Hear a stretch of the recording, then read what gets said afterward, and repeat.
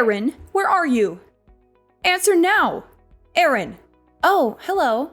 It's been a while. And why is that? Oh, I remember, because you haven't messaged me for 2 whole goddamn months.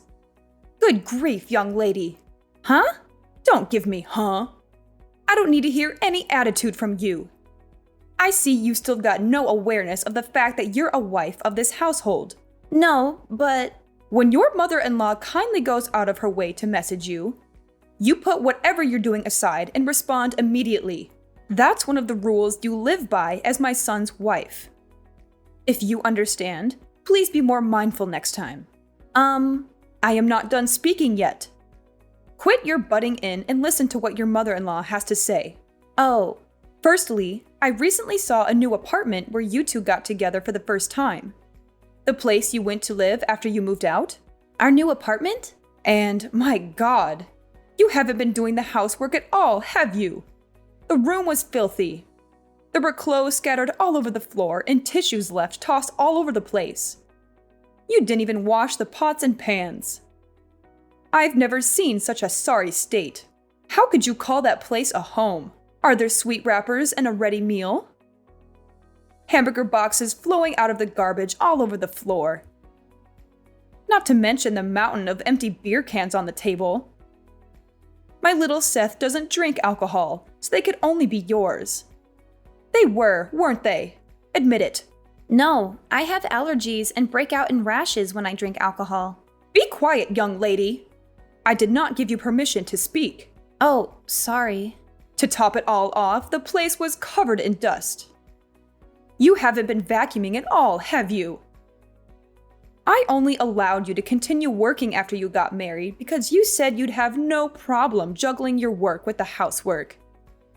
But if you're not capable of looking after your husband, I suggest you resign immediately so you can focus on your womanly duties.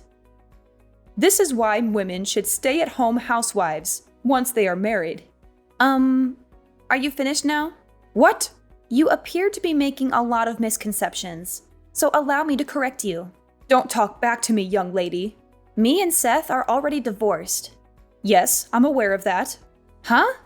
If you know, then why are you throwing around words like mother-in-law and wife? Why wouldn't I? Come on, Erin. Please use your brain for once. Even if you're divorced, as long as you and my little Seth are living together, you're still his wife. And you still have a role to fulfill in our family.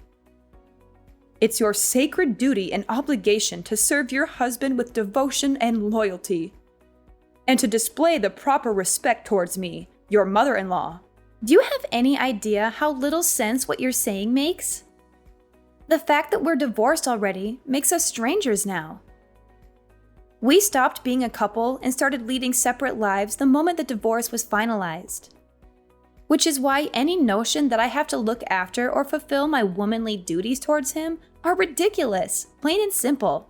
I already warned you, young lady. Don't talk back to your mother-in-law. I'm not talking back. I'm having a normal conversation with you, like a reasonable human being. Reasonable? Which part? Let me say it once more. I'll make it crystal clear this time to help you understand. Any woman who doesn't look after her husband is a failure of a wife. If you can't keep on top of the housework while working, then hurry up and quit your job already. How about I contact your company and tell them you've decided to step down to focus on being a housewife? No, stop it. I don't think there's any danger of them taking a resignation declared by some stranger over the phone seriously. But I don't want to cause them any inconvenience. Then just quit now while you still have some dignity left. Let's face it, after seeing how lazy you are at home, you're probably a burden to them too. I'm not a burden, actually. I'm a high-valued employee. And besides, if I want to quit, I wouldn't be able to make ends meet. Oh, don't talk such nonsense. Are you seriously saying that my little Seth's salary alone isn't enough to keep you going? But I already told you we're not living that kind of life together anymore. I think what you meant to say is that you're a shameful disappointment of a wife. Looking after the household by skillfully managing the finances is a wife's duty. But we already divorced, and I'm not his wife anymore. How many times do I have to say it? Lord, give me strength. Give it a rest. You're like a broken record. Just because you're divorced doesn't mean you can start neglecting the housework and living like swamp rats.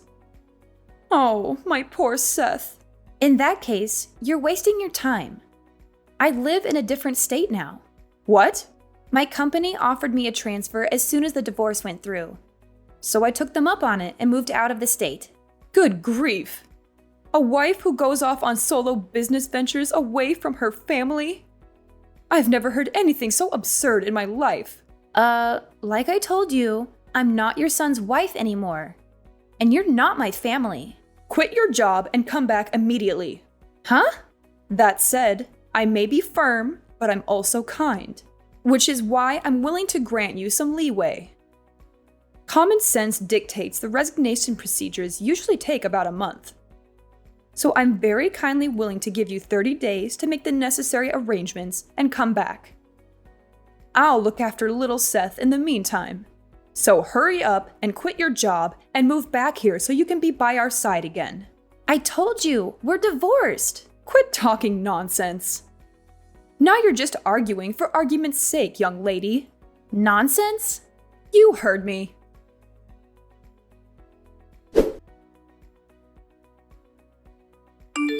Hey, Seth. It's been a while. Is now a good time for you? Is that Aaron? Hey! Yeah, long time no see. Sorry to message you despite us being divorced and all. That's cool, don't sweat it. It's not like we divorced because we don't get along. Maybe things will change when one of us finds someone else. But for the time being, there's no reason we can't message each other. Yeah, I guess you're right. Thanks. Anyway, what's up? I want to speak to you about your mom. Huh? My mom? She's not causing problems again, is she? Darn it. Well, you could say she's causing problems.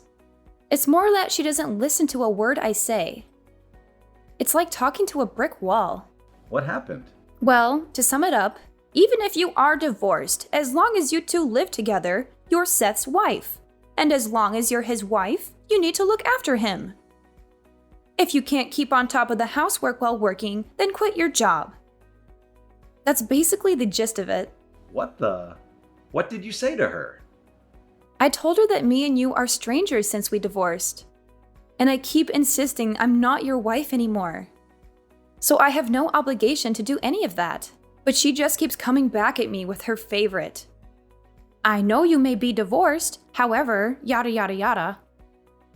The conversation goes nowhere because she ignores everything I say on a fundamental level. I give up. Oh yeah, that reminds me.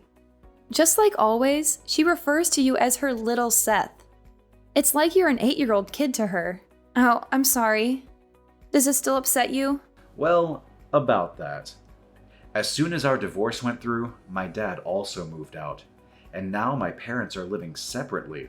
Ever since then, her over-interfering in my life reached levels previously unimaginable. It got so bad I couldn't take it anymore. I was so desperate to get away from her. I snuck out of the house in the middle of the night a week ago so I could finally be free of her. I see.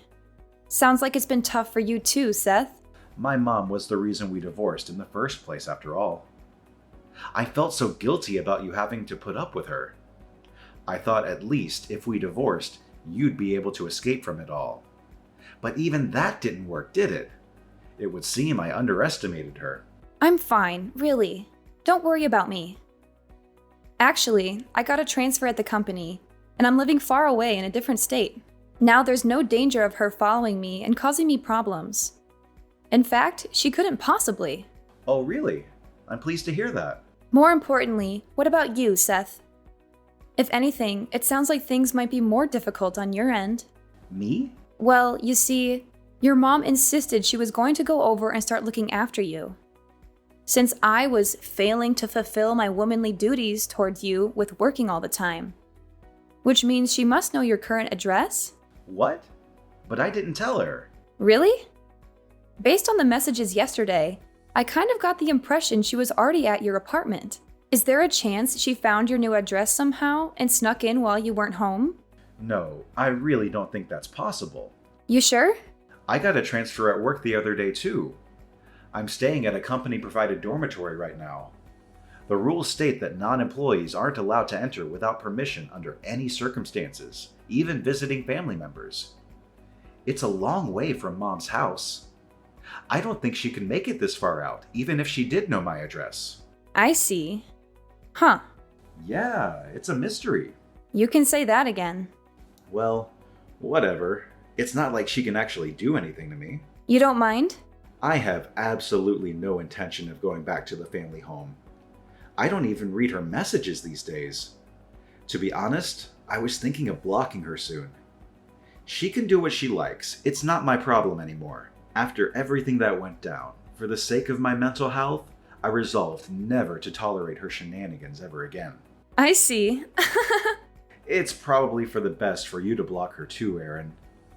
I may be her son, but you two are literally strangers now. There's no reason you should have to put up with her irritating messages. You make a good point. I couldn't help but feel a little wary about what she was planning on doing next. But actually, after keeping an eye on her a little while longer, just to be safe, I think I'm going to block her. I think it's for the best. Anyway, I'm about to jump in the bath. Sure. Thanks for today, Seth. Night-night. Good night.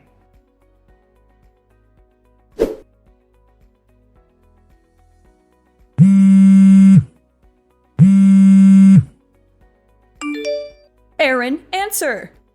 What the hell is going on? You've got some explaining to do. What do you mean? Some strange woman walked in while I was cleaning little Seth's room. She yelled, "Who are you? What are you doing in my apartment?" Before I could even figure out what was going on, some middle-aged guy bolted in. They started shouting like crazy lunatics and threatened to call the police.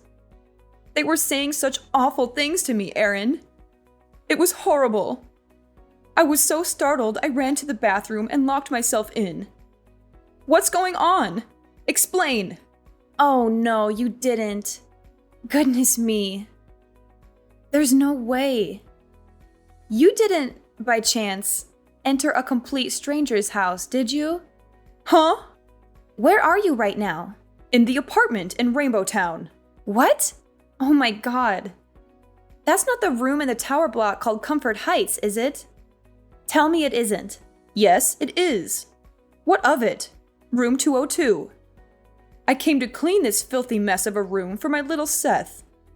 Since you were too busy playing the important office lady to fulfill your womanly duties. You and little Seth are living together here, right? Why do you think that? Because there are 2 sets of plates and cutlery. But then this happened. I have no idea what's going on. Listen, Marissa, the apartment you're in right now belonged to my aunt who let me stay with her for about 10 days after me and Seth finished with divorce proceedings. Wait, what? Your aunt? However, my aunt moved out a month ago. Based on what you're telling me, it seems like some new people moved in. But that doesn't make any sense. I found this address in my little Seth's room. It was written on a notepad I found on his desk. He probably wrote it down when I told him where I was staying. Huh? I had a lot of stuff when I moved out, but I didn't want to hang around and get in his way for too long. So he said if I forgot anything, he'd send it later on in the post. Which is why I told him I'd be staying at my aunt's until the end of the month and sent him her address. He probably just forgot to toss his old notepad in the trash. How could this be? I thought he wrote down his new address for me so I could come and see him. Oh my god. The only reason I didn't try following him when he disappeared in the night is because I thought, knowing his address, I could go and see him whenever I wanted. If this isn't his apartment, where's my little Seth right now? Tell me! Nope, sorry. I don't even know myself. I know you're lying. What kind of wife doesn't know where her husband lives? That just doesn't happen. Like I said, me and your son are no longer married. And like I said, even if you are divorced. Want to know the reason why we got divorced, Marissa? Because of you. What? Me? Seth hates how you meddle in his life all the time. He told me you've been babying him and interfering with basically everything he ever does since he was a teenager. Then when we married, you started acting like some kind of dictator trying to turn me into his personal slave. I was to cater to his every whim, at all times, regardless of what I wanted. He blamed himself, and his mental health took a turn for the worse. He stopped eating. He could barely sleep. He became a shell of his old self because of what you were putting me through. Huh? After a long, difficult decision, me and him decided that a divorce would be the best way to reduce the burden on both of us. So that's where we are now. Oh my God. I just wanted my cherished, beloved Seth to be happy. Is that a crime? He's the one who said he hates you interfering. You drove your son to the emotional and psychological brink with your psychotic behavior. Does that sound like happiness to you? Oh my God. What is this? I don't even... Is everything all right? What do you mean? I seem to remember you saying something about being locked in a stranger's bathroom. This is bad. I can hear police cars outside. That tends to happen when you illegally enter strangers' homes.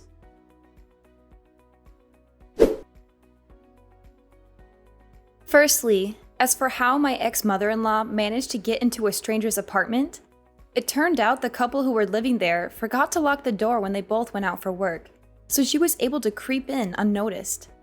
She found a key. They left it out on the table, and she took it upon herself to have a copy made at a local locksmith.